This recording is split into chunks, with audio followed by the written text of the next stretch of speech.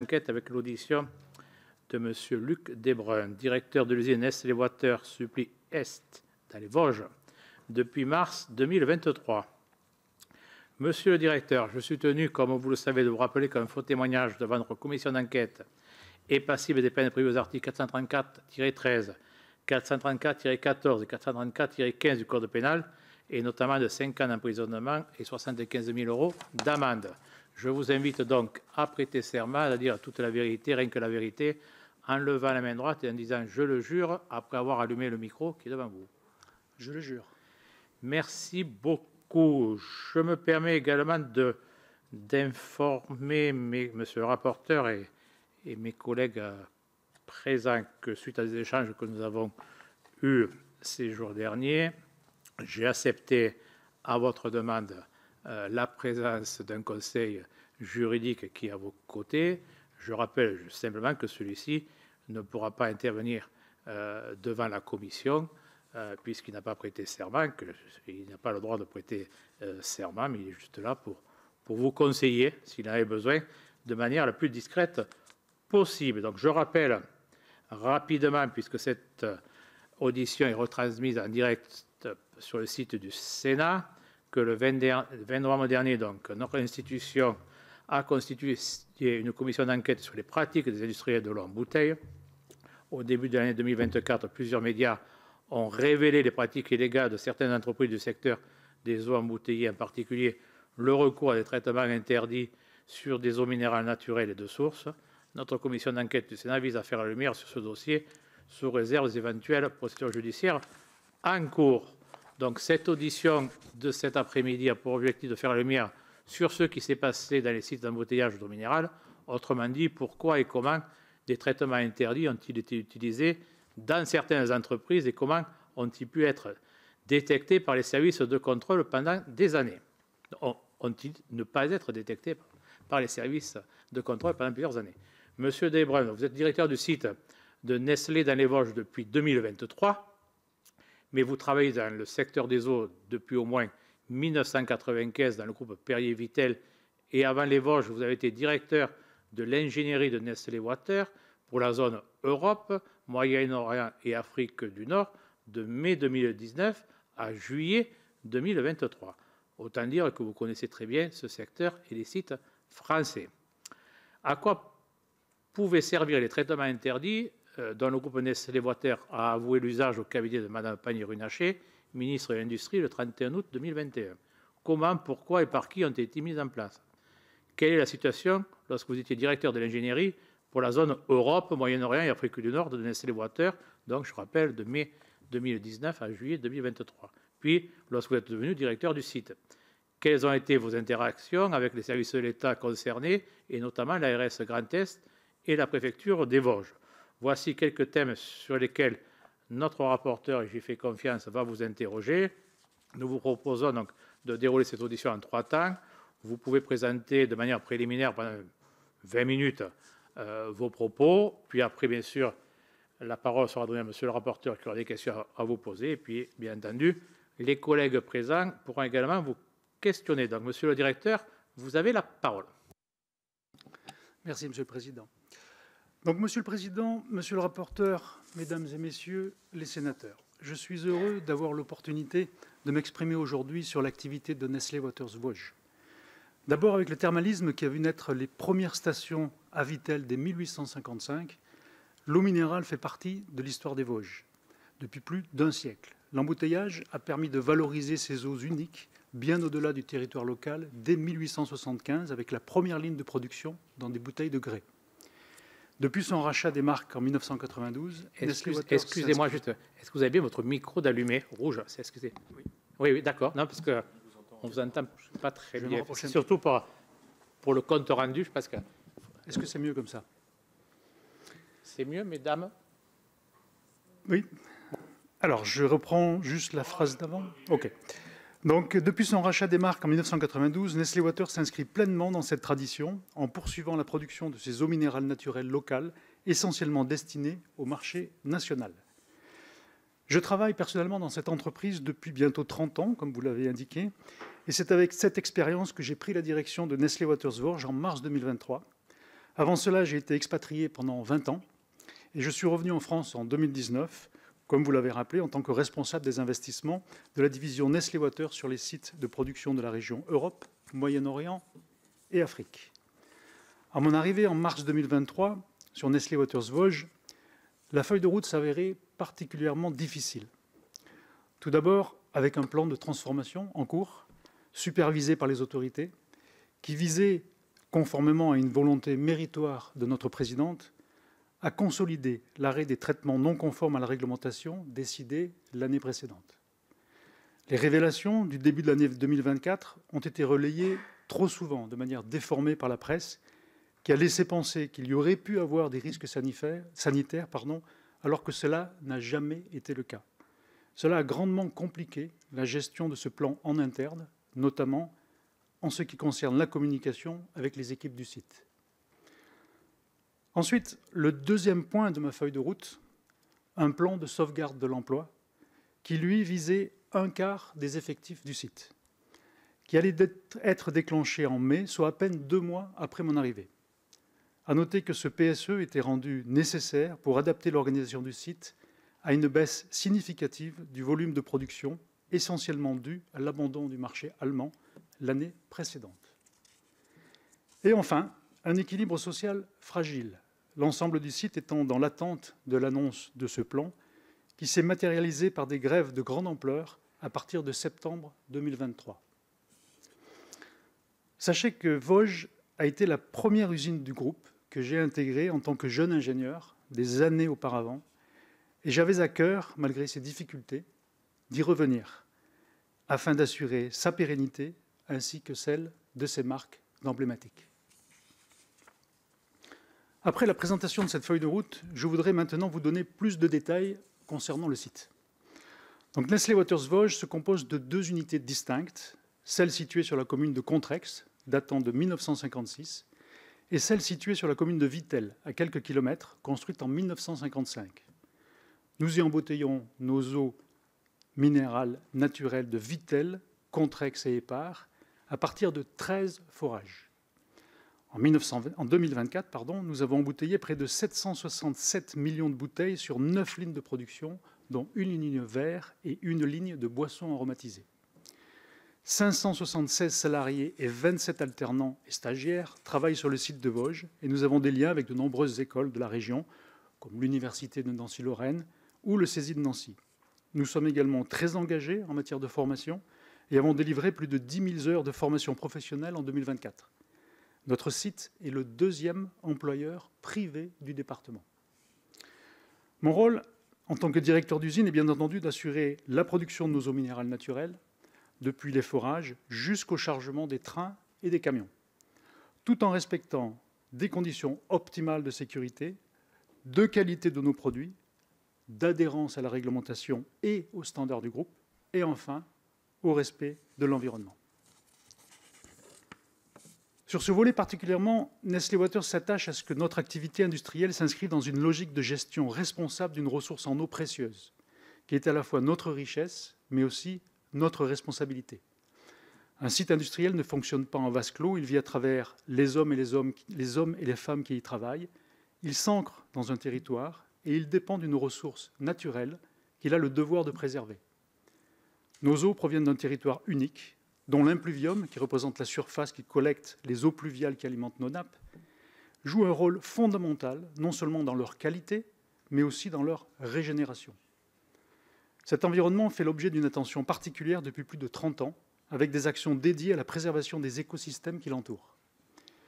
Pour illustrer l'engagement de Nestlé Waters Vosges sur ce sujet, j'aimerais m'attarder brièvement sur 2 exemples qui illustrent comment nous protégeons notre écosystème de manière concrète. Le premier concerne les actions de notre filiale Agriver. La qualité des eaux minérales naturelles des Vosges repose sur un écosystème préservé dont les périmètres de protection ont été institués via des déclarations d'intérêt public dès 1912 pour Vittel et 1860 pour Contrexéville par Napoléon III. Ces périmètres protégés permettent de contrôler des projets dont l'activité pourrait altérer la qualité des eaux souterraines. Nous avons eu très tôt la volonté d'aller plus loin dans la préservation de nos écosystèmes et c'est pourquoi nous avons engagé il y a plus de 30 ans un plan de restauration écologique ambitieux avec AgriVert, un modèle unique de gestion durable de la ressource en eau.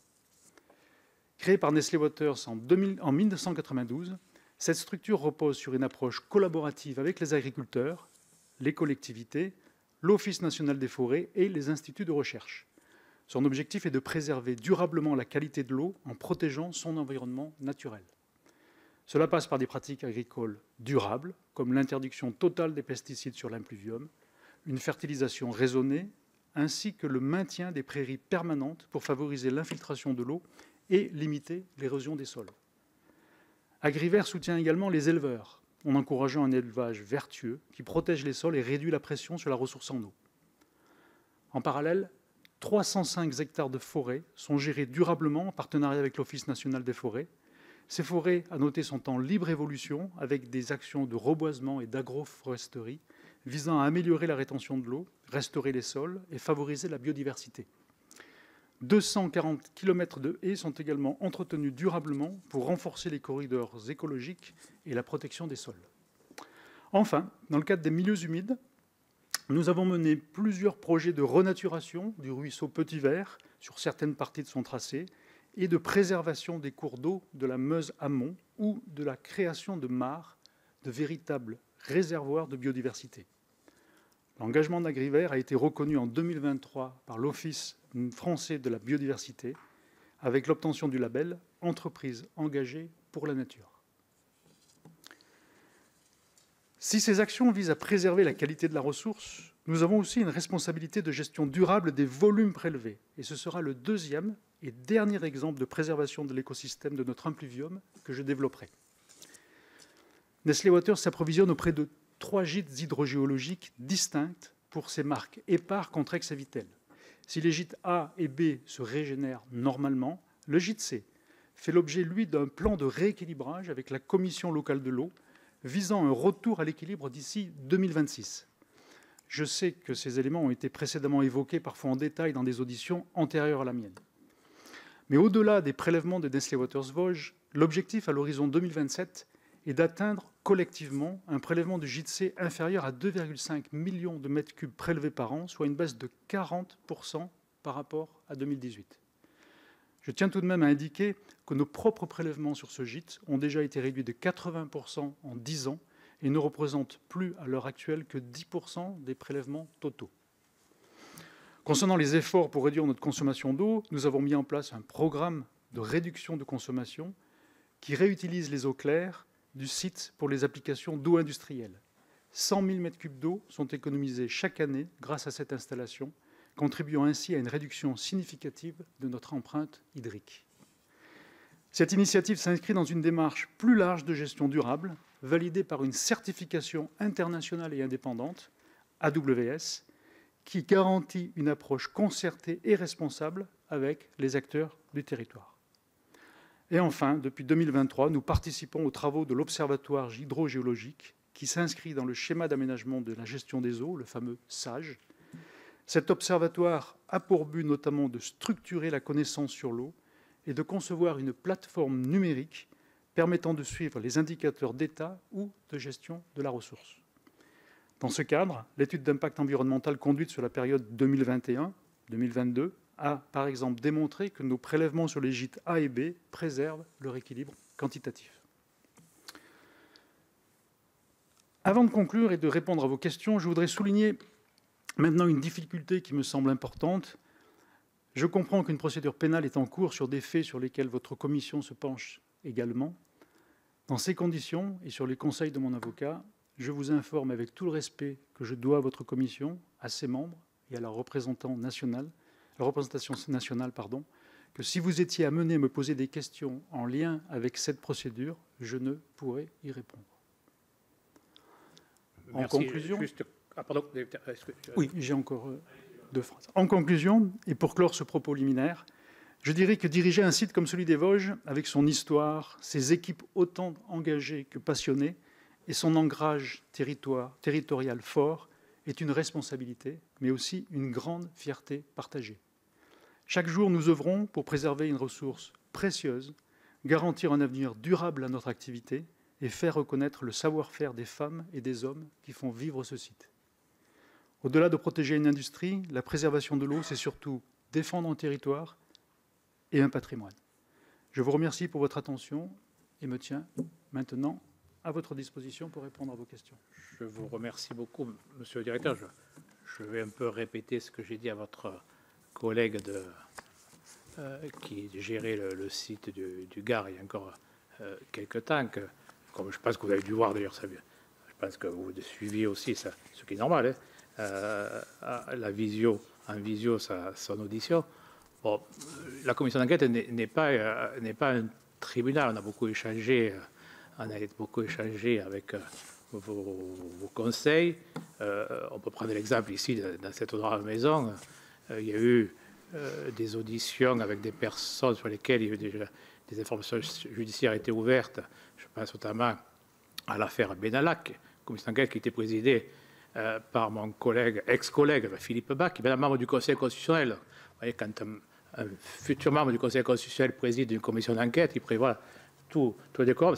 Nous, on n'est pas là pour juger les faits d'un point de vue pénal. On est juste là pour regarder leur travail de parlementaire, pour voir par rapport, j'allais dire, à des faits, est-ce que l'État, c'est la demande d'ailleurs du groupe qui a souhaité cette commission d'enquête, est-ce que l'État a tout mis en œuvre pour bien contrôler ces irrégularités? Si oui, voilà, on n'est pas là pour savoir, nous on n'est pas sur le pénal pour savoir quelle est la typologie de l'infraction, est-ce que c'est, voilà, sachant qu'on croit et que, je terminerai par là, hier nous avons eu l'audition de l'ancien directeur général de la santé qui nous a bien dit que pour lui, le problème n'était pas d'un point de vue sanitaire, mais c'était un problème de tromperie, donc il relevait d'un autre ministère d'ailleurs que le sien, et on voit bien qu'après on laissera la justice rendre ce cas-là, est-ce que bien l'infraction c'est de tromperie ou pas, mais nous on n'est pas là pour la qualification des faits, on est là pour voir si les services de l'État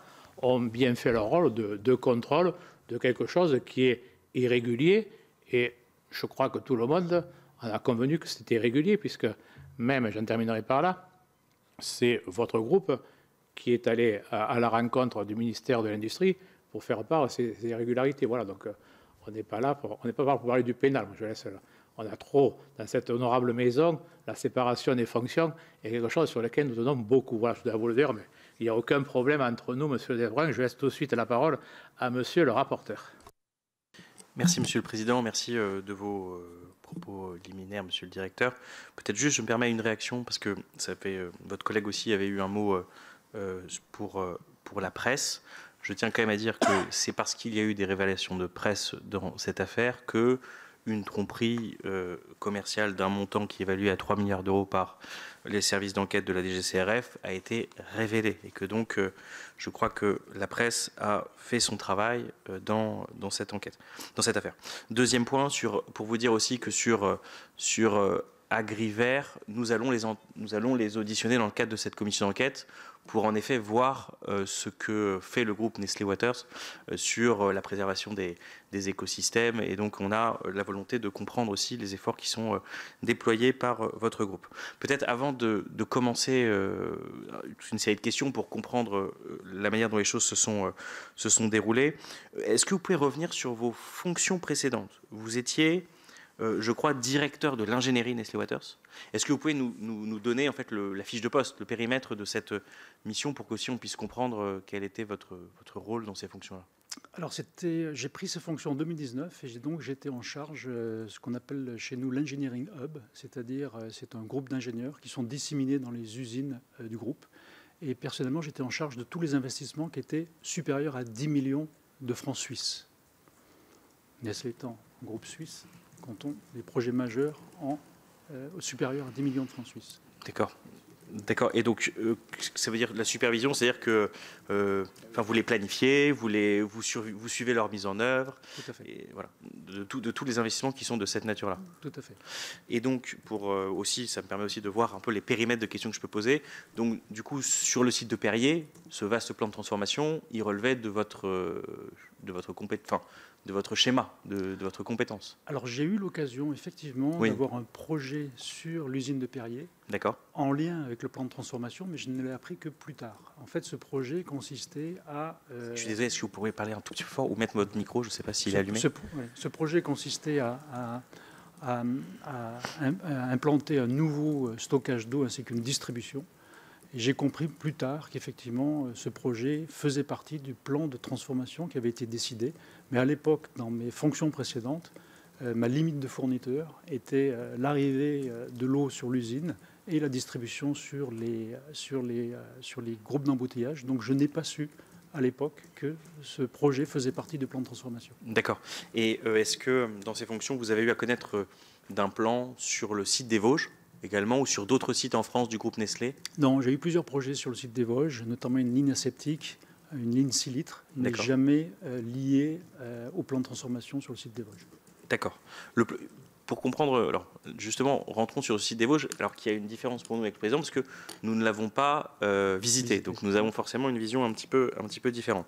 Peut-être pour rentrer dans cette affaire, vous arrivez en 2023, à quel moment, est-ce que c'était antérieur à votre prise de fonction, vous avez eu connaissance de ce qui s'était joué dans les Vosges et des traitements irréguliers, illégaux, qui étaient pratiqués? À quel moment vous êtes mis au courant de ces traitements et par quel truchement vous les apprenez dans votre histoire, vu que ça fait 30 ans que vous êtes chez Nestlé?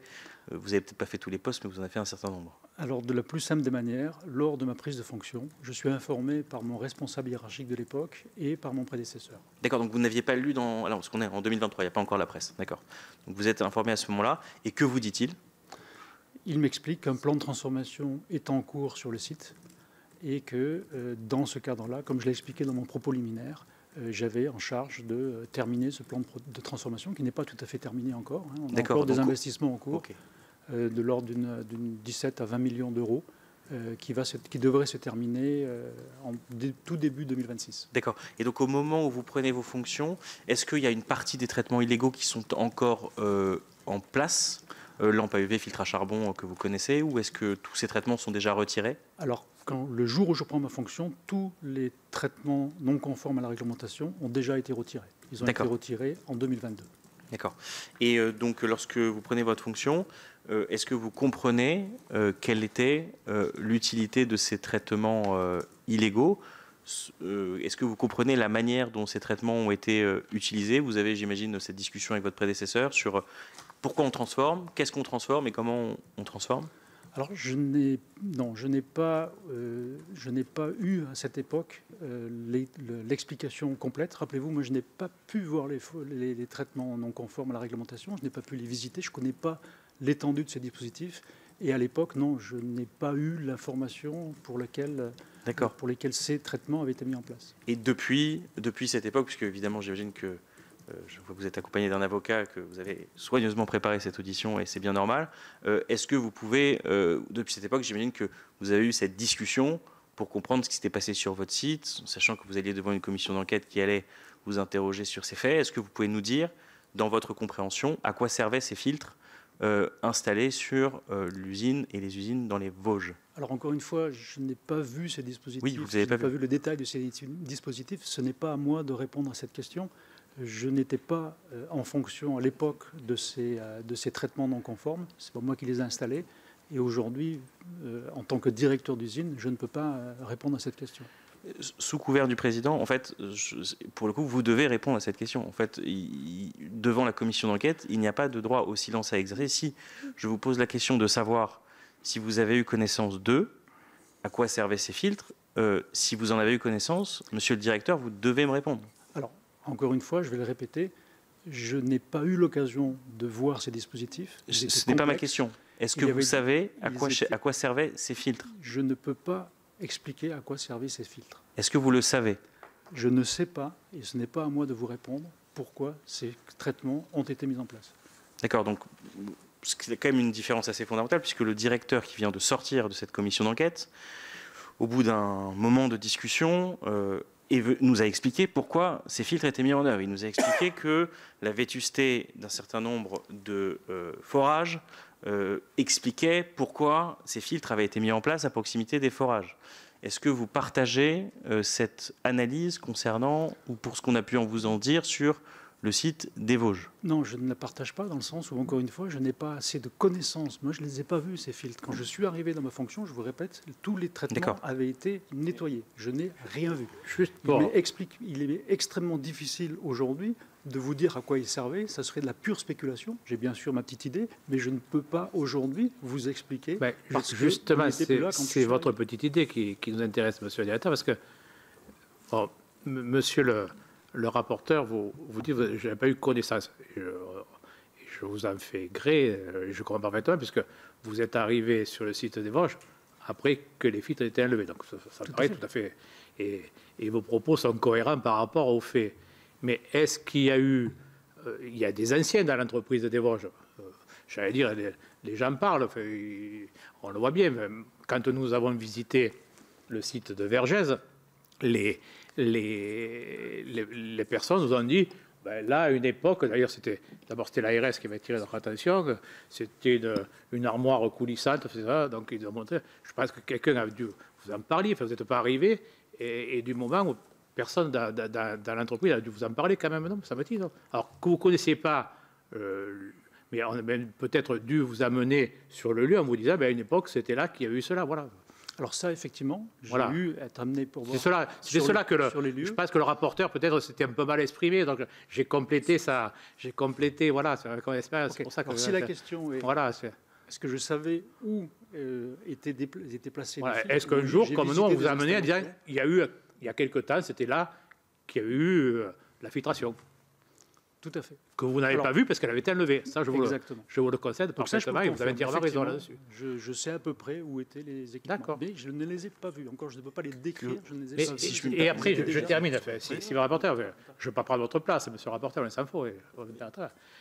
Juste, vous avez tout à l'heure, ça va attirer mon attention, vous savez. Dans le Sud, on est toujours attentif aux petites. Vous avez dit, j'ai une petite idée. Est-ce que vous pouvez nous expliciter cette petite idée? Non, encore une fois, ce serait que pure spéculation. Je n'ai pas c'était pour la préciser. Après, je n'ai jamais vu le détail de ces installations. Ça serait pour moi une pure spéculation que d'essayer de vous expliquer. Ok. Monsieur le rapporteur, je vous relaisse la parole. Merci, monsieur le président. Bon, vous refusez de faire un raisonnement hypothétique. Vous refusez aussi de nous dire si vous avez eu une conversation avec quelqu'un qui vous a explicité ce qui s'est passé, puisque je vous demande si on vous a expliqué les choses et vous me répondez je ne les ai pas vues. Ma question, c'est est-ce qu'on vous a expliqué ce qui s'est passé au sein de votre groupe? Non, jamais en détail. Jamais en détail. La réponse est très claire. Mais jamais en détail. Monsieur le directeur nous a dit, à ma question, quand il y avait dit dans l'entreprise où ça c'était le lieu, voilà. Mais pas les raisons. Non, je ne connais pas les raisons. Vous ne connaissez pas les raisons de la mise en... Je connais l'existence, bien sûr, parce qu'il faisait partie du plan de transformation, mais je n'en connais pas la raison. Et sur la localisation de ces traitements illégaux, est-ce qu'ils étaient à l'émergence? Est-ce qu'ils étaient à un autre endroit du processus, vu que vous les avez vus sur le site? Comme ça va nous permettre de faire les déductions utiles. Il y avait plusieurs cas. Donc à la fois à l'émergence et à la fois au niveau du processus de production, parfois sur la même ligne à différents endroits? Non, jamais sur la même ligne, mais à différents endroits, oui. À différents endroits sur différentes lignes? Oui. Parfois à l'émergence, parfois ailleurs. D'accord. Tout à fait. Très bien, merci beaucoup. Donc ça a été visité par la Commission européenne, ça a été visité par l'ARS, il n'y a rien à cacher sur l'emplacement. Oui, sur l'emplacement, tout à fait. Et puis nous-mêmes, pour être franc, à Vergès, on nous a montré un certain nombre d'emplacements, donc il n'y a pas de sujet sur l'emplacement, mais on a cette surprise d'avoir cette difficulté à avoir le groupe Nestlé qui explicite les raisons de sa fraude, ce qui est un problème. Voilà. Mais donc du coup, je vais essayer de comprendre un petit peu l'état du site dans les Vosges. Vous êtes directeur de ce site. Est-ce que vous pouvez nous faire l'historique des puits qui ont été fermés et des raisons pour lesquelles ils ont été fermés, pour qu'on comprenne voilà, les différents sites et la manière dont les choses se sont passées? Ok. Alors, encore une fois, je vais juste rappeler que je n'étais pas là à l'époque des faits, donc je vais essayer simplement de vous donner ce que je sais oui, bien sûr, au niveau de ces forages. Ouais. Donc, en fait, on a effectivement deux forages qui ont été fermés sur le réseau Contrex suite au retrait des traitements non conformes. Et ça, nous sommes en octobre et novembre 2022. D'accord. Et l'eau de ces forages ne présentait plus les caractéristiques d'une pureté originelle à l'émergence. C'est la raison de l'arrêt de ces forages? Alors, encore une fois, je n'étais pas là, donc je ne peux pas vous le confirmer. Oui, mais c'est toujours la même eau qui est dessous. Je le suppose. Alors, comme l'a dit mon collègue, hein, aujourd'hui, c'est plus l'ouvrage en lui-même qui pose problème quand on a des problèmes de...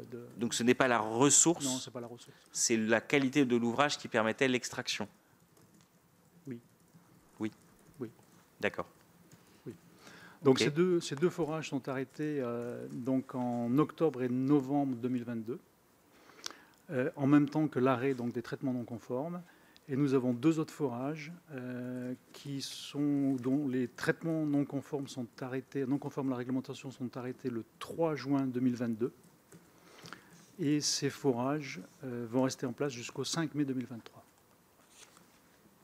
Alors, j'ai pas compris, pardon. Arrêté en juin 2022, mais en place, ça veut dire quoi? Vous pouvez m'expliquer? J'ai pas compris. Excusez-moi, j'ai pas compris ce que vous avez dit. Les traitements non conformes à la réglementation ont été retirés du réseau de ces deux forages en juin 2022, le 3 juin 2022. D'accord.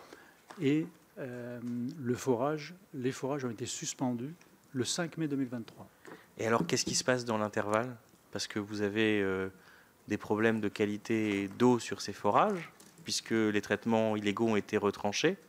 Qu'est-ce qui se passe entre juin 2022 et mai 2023 sur ces forages, puisque ces traitements illégaux, même si vous ne savez pas à quoi ils servaient, supposons qu'ils servaient à assurer la qualité de l'eau. Comment vous fonctionnez entre juin et mai 2023? Alors nous avons alors je vous rappelle que ça fait partie du plan de transformation donc, qui avait été discuté avec nos ARS, c'est en pure transparence. Et nous avons donc continué la production avec ces deux forages. Oui.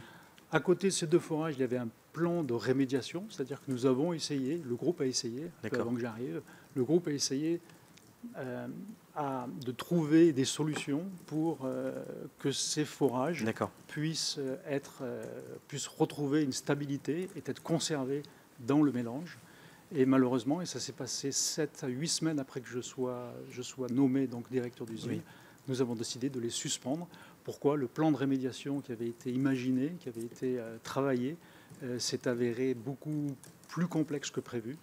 Et le groupe a décidé proactivement de suspendre ces forages. Et pour nous rassurer, à partir de juin 2022, là en revanche, vous enlevez les traitements, mais vous mettez les microfiltrations à 0,2?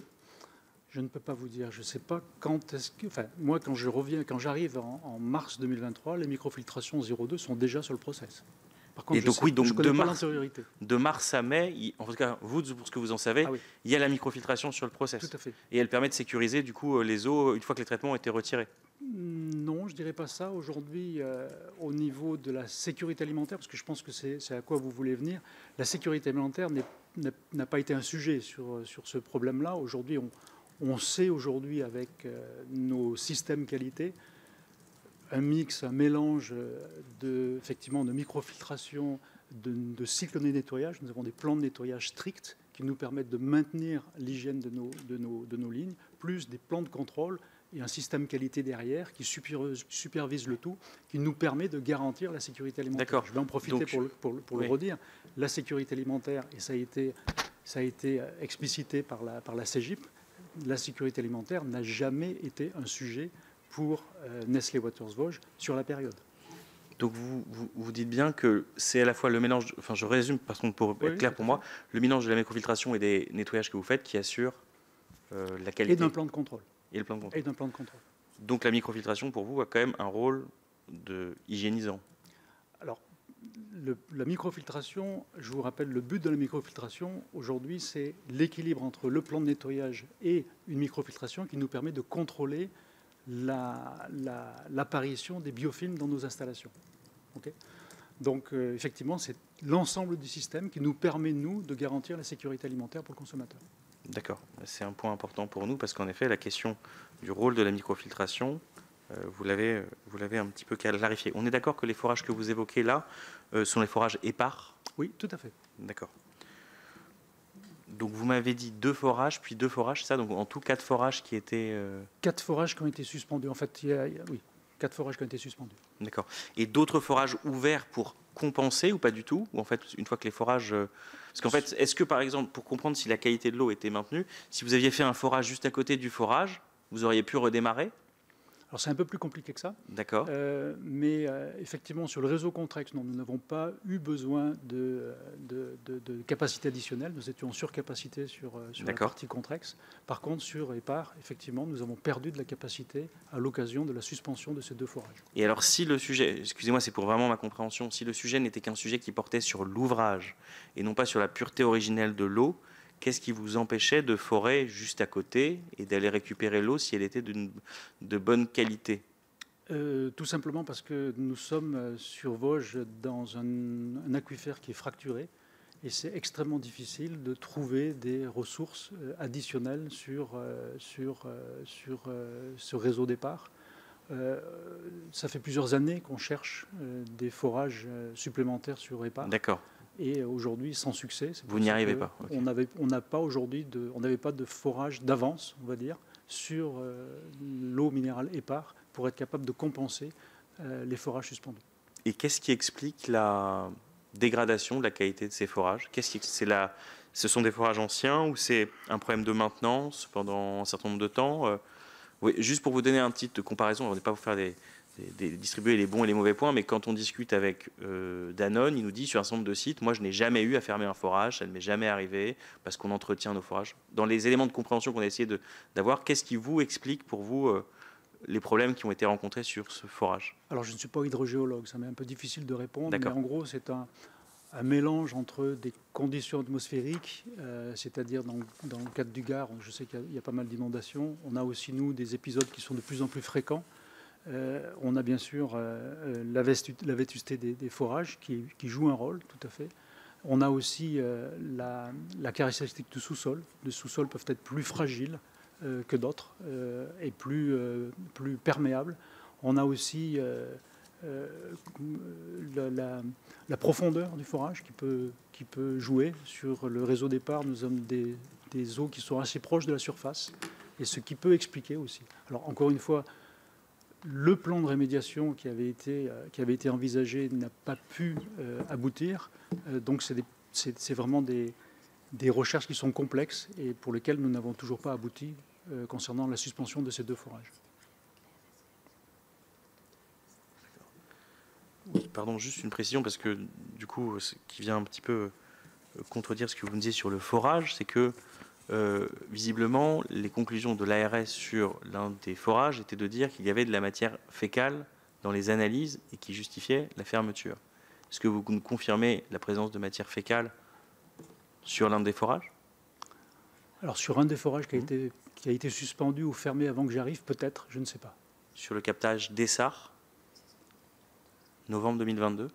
Novembre 2022, ouais, je ne sais pas. Novembre 2022, je n'étais pas sur place. Alors, juste pour comprendre, comment vous pouvez nous affirmer que la qualité de l'eau et la pureté originelle est garantie et dans le même temps qu'il y a eu des rapports? Je n'ai jamais dit que la pureté originale était garantie. Allez, vous avez dit tout à l'heure, je vous ai demandé si pour vous il y avait toujours la pureté originelle et vous m'avez répondu que oui. Alors, je me suis peut-être mal exprimé. D'accord. La pureté originale sur ces forages n'était pas garantie. C'est pour ça qu'on les a suspendus. C'est d'ailleurs l'unique raison pour laquelle on a suspendu ces 2 forages départ. C'est-à-dire que la pureté originale, la stabilité du forage n'était plus assurée. La pureté originelle, ça fait référence à l'eau. Est-ce que l'eau, la pureté originelle, donc vous dites que c'est le forage lui-même qui détériore la qualité de l'eau, c'est ça? Oui. Ou c'est l'eau qui pose un problème de pureté originelle? Alors, je vais le dire différemment, c'est-à-dire que l'eau que nous prélevions de ce forage n'avait plus des conditions de stabilité requises dans la réglementation de l'eau minérale. Donc il y a un problème de pureté originelle. Il y a un problème de pureté originelle de l'eau, avec de la matière fécale qui est remontée par l'inspection de l'ARS. Question sur le porté à connaissance des autorités. Alors est-ce que ça, peut-être, c'est encore une fois, c'est ma dernière question avant que vous arriviez, après je pose que des questions quand vous étiez là, mais est-ce que vous avez su les raisons pour lesquelles, c'est en avril 2022, presque un an après les révélations au niveau ministériel d'août 2021, qu'il est porté à connaissance des autorités, ce qui se passe sur le site, et que la visite est faite avec les services de l'État, des différents systèmes de fraude qui étaient en place. Est-ce que vous savez, est-ce que ça, vous en avez échangé avec votre prédécesseur sur les raisons pour lesquelles c'est à ce moment-là que les choses se passent dans les Vosges? Non, clairement non. Je n'ai jamais été informé de ce qui s'est passé des relations avec les autorités avant mon arrivée. Très bien. Avril 2023, vous êtes là? Avril 2023, oui. Très bien.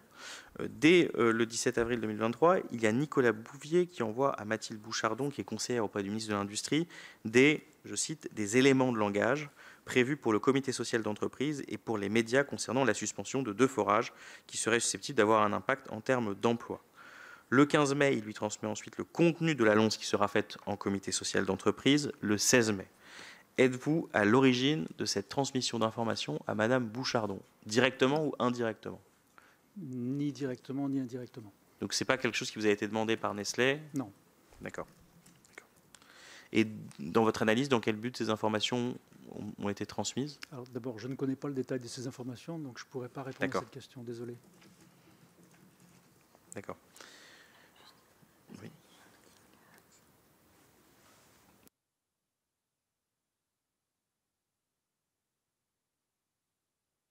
D'accord. Peut-être, si je reviens sur les décisions qui ont été prises sur l'eau Épar. Le 5 mai 2023, le forage Épar Nord et Épar Essart ont été mis à l'arrêt. Suspendu, si je peux vous reprendre. Très bien. Monsieur le rapporteur. Alors, est-ce que vous pouvez me donner la différence que vous établissez entre suspendu et mis à l'arrêt?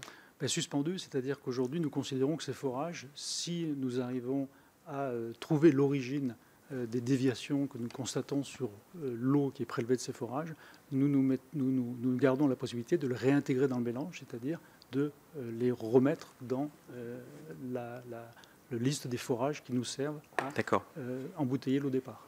Et donc Et à ce jour, et faire un jeu de mots, ils sont toujours à l'arrêt. Aujourd'hui, ils sont toujours suspendus. D'accord.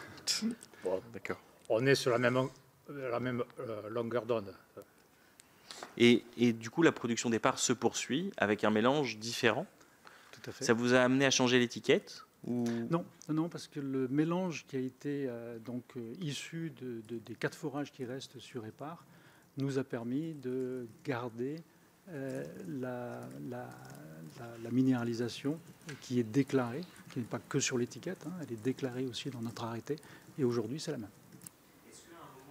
Est-ce qu'à un moment s'est posé la question de l'arrêt pur et simple départ? Parce que c'est des traces qu'on voit par moment au dossier sur un certain nombre de points. Est-ce que pour vous c'est une question qui a été envisagée à un moment chez Nestlé ou pas? Jamais. Depuis mon arrivée, jamais on a envisagé d'arrêter épar sur le site de Nestlé Waters Bruges.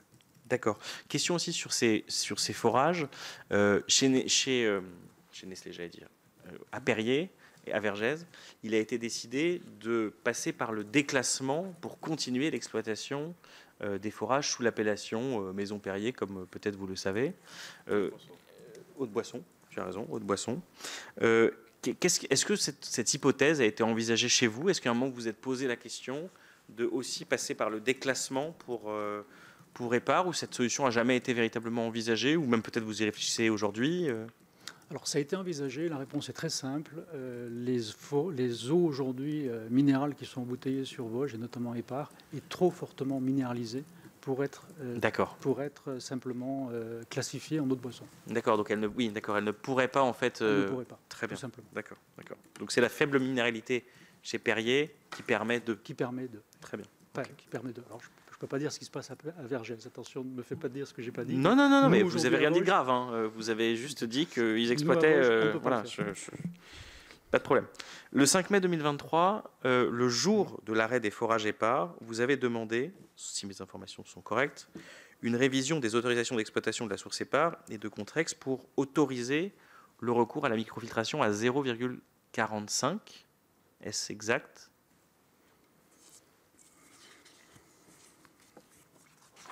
Laissez-moi juste... Je vous en prie.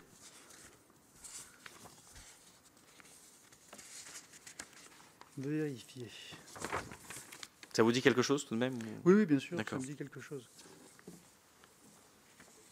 Excusez-moi, mais je découvre les questions bien sûr, quand vous les posez, donc je ne suis pas forcément préparé. Donc, non, je vous en prie. On a effectivement sur Épar, sur Épar, nous sommes déjà actuellement à 0,2 micro de filtration. Mais vous déposez une demande d'autorisation. Alors oui, mais là sur les demandes d'autorisation, on va avoir quelque chose d'assez paradoxal. La demande d'autorisation, en fait, c'est une demande de maintien des 0,2 qui sont aujourd'hui sur notre réseau. issu du plan de transformation.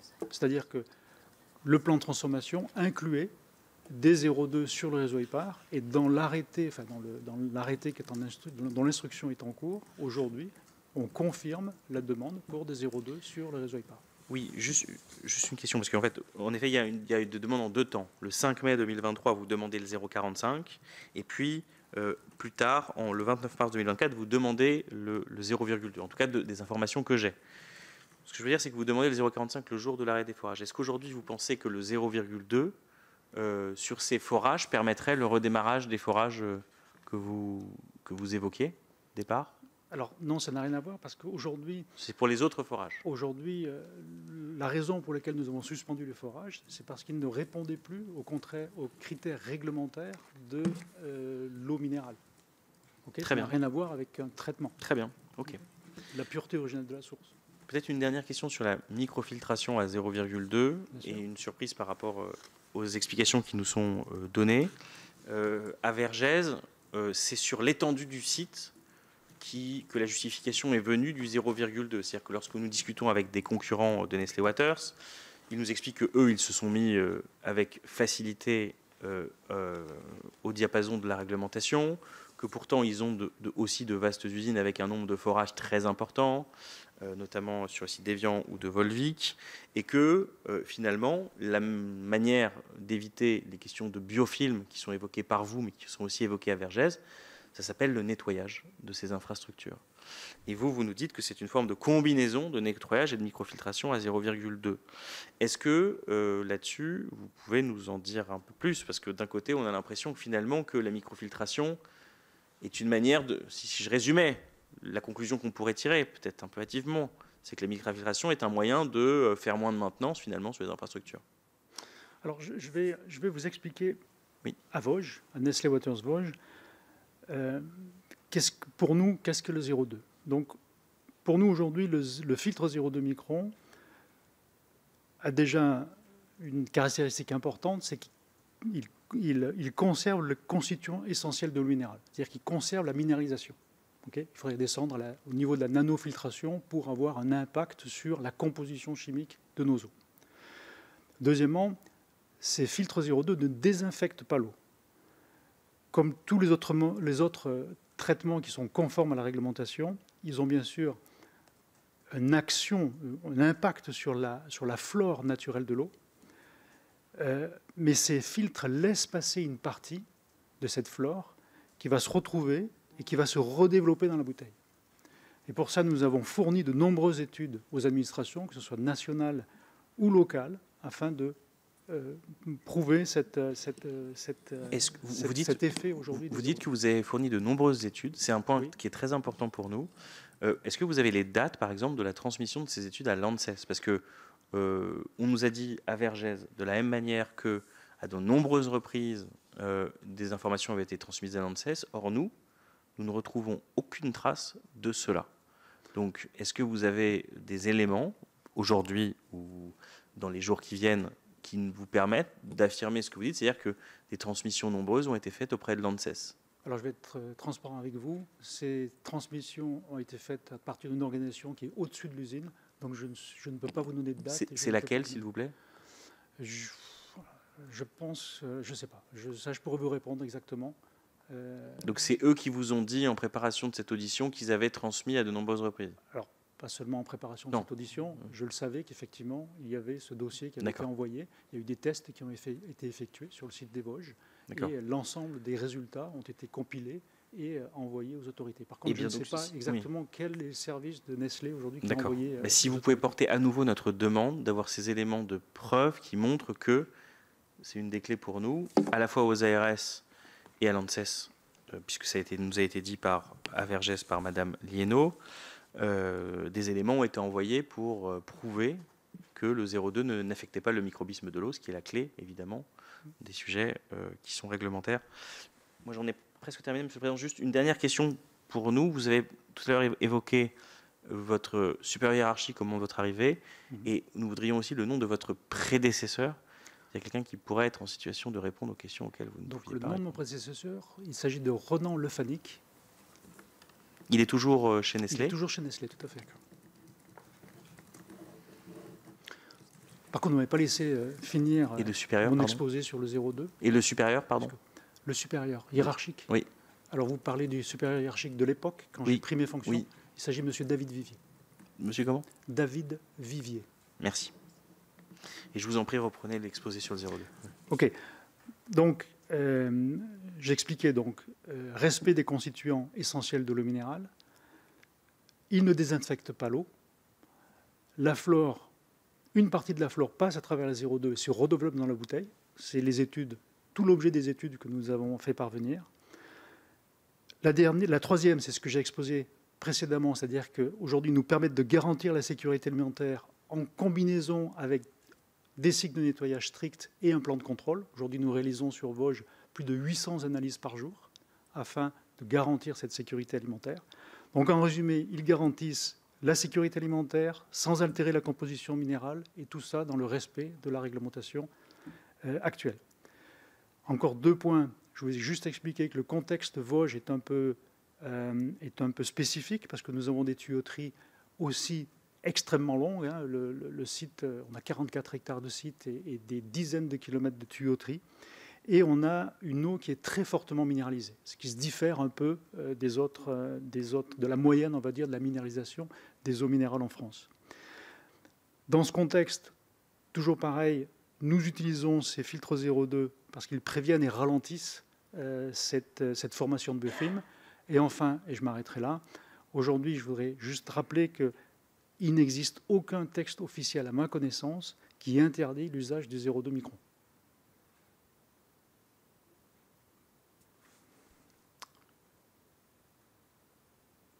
Je pense que je ne vais pas refaire le débat. Voilà, on ne va pas refaire le débat sur le sujet, mais à notre connaissance, il n'existe aucun texte qui l'autorise. Voilà. Et le liste des traitements est limitativement autorisée par la directive. Dirons-nous, c'est flou. Voilà.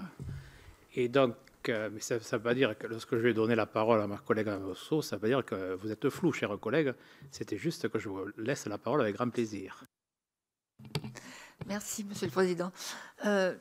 Moi, ce que je voulais revenir sur votre date d'arrivée en mars 2023. Vous arrivez alors que la situation est déjà très considérablement détériorée. Il y a eu un rapport de l'ARS, il y a eu le préfet est au courant des problèmes. Et lorsque vous arrivez, vous nous dites, en fait, vous avez les mêmes éléments de langage que votre homologue de Vergès. Vous dites, on m'a dit qu'il y avait des problèmes, des irrégularités, mais qu'il y avait un projet de transformation, qu'on me demandait de mettre en place ce projet de transformation. Alors, vous, c'est 20 millions d'euros, lui, ça a été 50 millions d'euros, donc des projets très ambitieux. On relève le challenge et on y va. Mais comment expliquez-vous que vous n'avez pas été plus curieux que ça, sachant que le dossier était déjà, pratiquement entre les mains de la justice, de ne pas savoir, ne pas chercher à savoir ce qui s'était précisément passé. Parce que vous, en tant que chef d'entreprise, directeur, vous devez bien vous douter que voilà, si les procédures avancent, ça va à un moment ou à un autre vous retomber dessus. Donc, pourquoi n'avoir pas été plus incisif? C'est la première question. Deuxième question, est-ce que vous savez pourquoi votre prédécesseur est parti? Parce qu'en fait, dans les deux cas, c'est pareil. Le directeur s'en va, il y a des problèmes, on met un plan de transformation en route et on embauche un nouveau directeur. Et je trouve que c'est vraiment des coïncidences frappantes. Et est-ce que vous avez des explications à ce sujet? Oh, pardon, excusez-moi. Je vais commencer à répondre à votre première question. Désolé, je vais pas me Non, tourner je vous vers en prie, Madame c'est la normal. sénatrice, je suis désolé. Regardez le micro. Ma collègue vous en vaudra pas, mais c'est pour le... Non, pas du tout. Donc sur cette première question, donc aujourd'hui, rappelez-vous, je l'ai rappelé dans mon propos liminaire, je suis arrivé avec une feuille de route. Aujourd'hui, l'organisation Nestlé est très compartimentée. J'ai appliqué ma feuille de route. Ma feuille de route était de mettre en place un plan de transformation. Je me suis attaché. Je vous rappelle que j'avais un plan de sauvegarde de l'emploi aussi à mettre en route et que ce n'était pas aujourd'hui ma priorité de faire la chasse aux sorcières dans l'usine où justement je devais plutôt essayer de rassembler les équipes autour d'un nouveau projet pour pouvoir avancer, pour pouvoir aller de l'avant sur l'usine.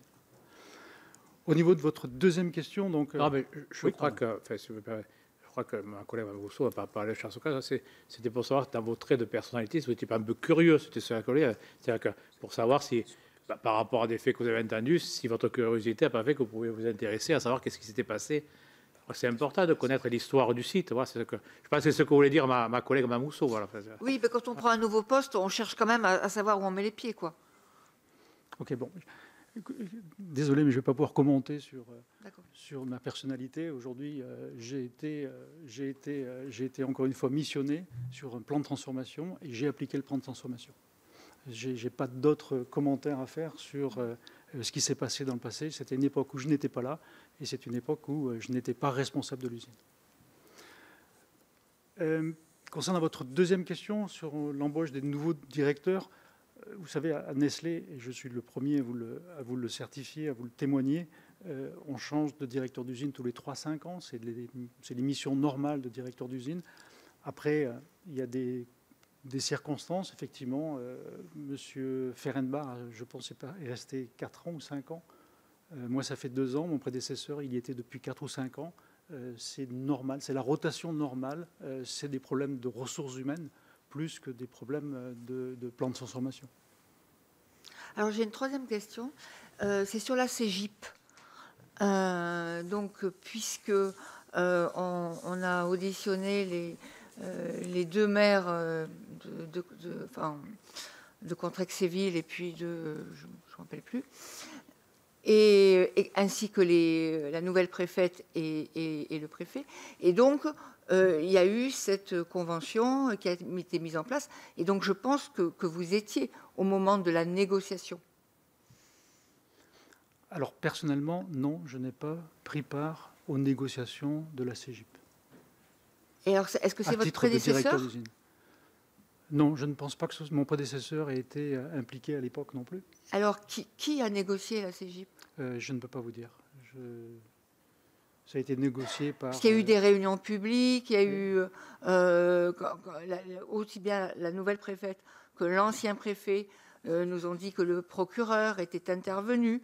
Et ma question, c'est qui était à l'initiative de cette CEGIP à Nestlé, quoi ? Alors, je ne peux pas répondre à cette question. Je suis désolé, je n'ai pas la réponse à cette question. Vous connaissez, pour compléter, vous connaissez quand même les montants Oui, tout à fait. Je connais très bien la CEGIP. Je l'ai lu, la CEGIP. Je l'ai découverte aussi par les annonces de presse. Donc, je l'ai découverte. J'ai été informé au dernier moment de cette CEGIP. Je n'ai pas du tout participé à son élaboration. Et je ne pourrais pas vous dire aujourd'hui qui était en charge vous ne savez pas qui à Nestlé a géré ça ? Pardon ? Vous ne savez pas qui à Nestlé a géré ça ? Je ne sais pas qui, non. Madame. C'est quand même... ça concerne directement votre site. C'est vous, l'interlocuteur du préfet, des maires. D'ailleurs, le préfet nous a dit qu'il avait été assez déçu de ne pas avoir été mis au courant des difficultés. Je pense que c'était par votre prédécesseur.